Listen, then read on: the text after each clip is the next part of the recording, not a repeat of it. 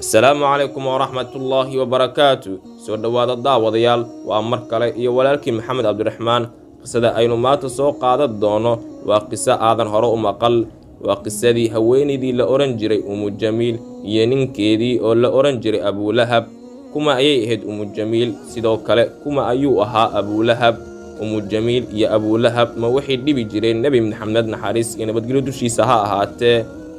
maxaana ka jira in maalin kasta oo isniin ah Abu Lahab cadaabka laga qafiifiyo? su'aalaha iyo kuwa kaleba waxaynu ugu jawaabi doonaa muuqaalka dhexdiisa ee la socod wanaagsan. haddii aad ka heshay fiidiyowga fadlan like saar gambaleelkana furo si ay kuu soo gaaraan muuqaalada cusub, asxaabtaadana u sheer gareey. taasi waxay inoo tahay dhiirigelin aad nagu dhiirigelinayso in aynu sii wadno muuqaalada noocan oo kale ah.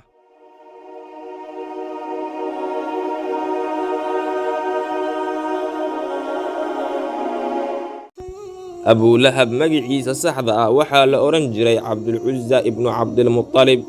magaca Abu Lahabna waxaa u bixiyey aabihii Cabdulmuttalib, wuxuuna ka mid ahaa adeeradii Nebi Maxamed naxariis iyo nabadgelyo dushiisa ha ahaatee. Abu Lahab wuxuu ahaa qofka ugu horreeyey ee la jahray cadaawadda uu u qabo Nebi Maxamed naxariis iyo nabadgelyo dushiisa ha ahaatee, wuxuuna maalin kasta dhibi jiray nebiga, isagoo noocyo kala duwan oo dhib ah u geysan jiray Nebi Maxamed naxariis iyo nabadgelyo dushiisa ha ahaatee. wuxuu Abu Lahab marar badan isku dayay inuu dadka ka jeediyo diinta Ilaahay. Abu Lahab wuxuu qabay haweeney ka shar badan oo la oran jiray Umu Jamiil.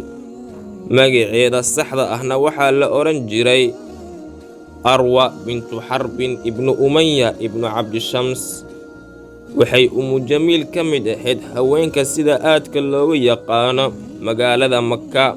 iyada iyo ninkeedana waxay ku dadaali jireen si ay u dhibaateeyaan Nebi Maxamed naxariis iyo nabadgelyo dushiisa ha ahaatee. Umu Jamiil waxay ahayd haweeney nebiga aad iyo aad u neceb, waxaana la wariyaa in qodxo aad u badan ay dhigi jirtay waddada uu marayo Nebi Maxamed naxariis iyo nabadgelyo dushiisa ha ahaatee, ilaa ay nebiga lugihiisa dhiig ka imaan jireen. waxayna sidoo kale qodxo ugu daadin jirtay nebiga dharkiisa si uu ugu dhibaatoodo. Abu Lahab wuxuu dhalay 6 wiil. wiilasha mid ka midana wuxuu qabay gabadh ka mida gabdhihii nebiga naxariis iyo nabadgelyo dushiisa ha ahaatee oo la oran jiray Umu Kalthuum. balse Umu Jamiil waxay ku boorisay wiilkeeda inuu gabadha nebiga furo. markuu furayna waxaa guursaday saxaabigii weynaa Cuthmaan ibnu Cafaan. Umu Jamiil waxay daris la ahayd nebiga naxariis iyo nabadgelyo dushiisa ha ahaatee, oo subax kasta ayay dhibka ku bilaabi jirtay.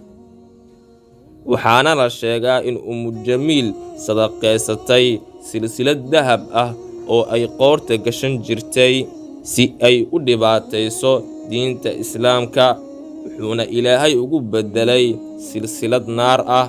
waxayna ahayd haweeney isku dayday si kasta ay ku dhibaateyn lahayd diinta Islaamka, Nebi Maxamedna wax ku gaarsiin lahayd.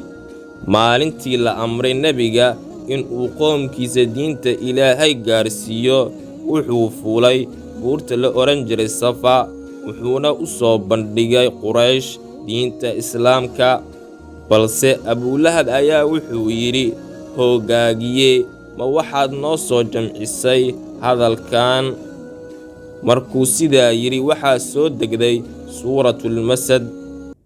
تبت يدا أبي لهب وتب ما أغنى عنه ماله وما كسب سيصلى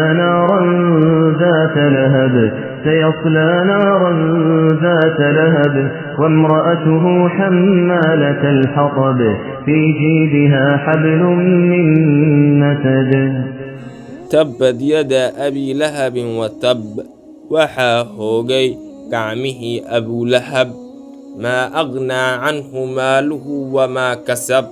wuxuu kasbaday oo maal ah waxba maysan u tarin iyo carruurtiisa sayaslaa naaran daata lahab wuxuu geli doonaa naar olol u saaxiiba wamra'atuhu xamaalata alxatab wamra'atuhu xaaskiisana xamaalata alxatabi waxay qaadi jirtay alwaaxda iyadana sidoo kale waxay gelaysaa naar fii jiidihaa qoorteeda waxaa ahaaday xablun xarag baa ahaaday min masadin oo naar ah haweenaydii umujamiil la odhan jiray waxay maqashay in ay suurad ku soo degday oo ka hadlaysa iyada iyo ninkeeda waxay u timid nebiga iyo abuubakar oo kacbada agteeda fadhiya waxayna gacanta ku wadatay dhagax aad u weyn si ay ugu disho nebiga naxariis iyo nabadgelyo dushiisa ahaatee balse waxay arki weyday nebiga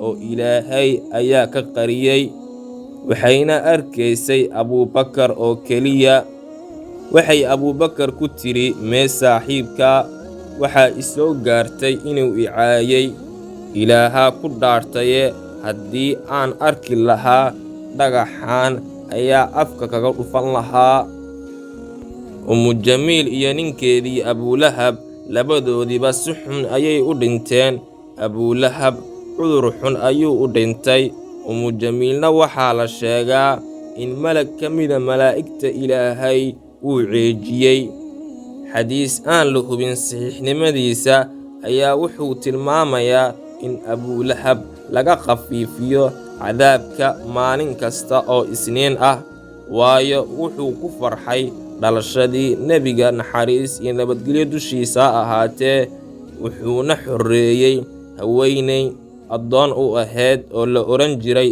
thuwaybiya halkaasina waxaa ku dhammaatay qisadeenna maanta waana qiso mudan in lagu cibro qaato fadlan walaal ha ilaawin inaad janalkeena ku soo biirto muuqaalkana like saarto allaahu aclam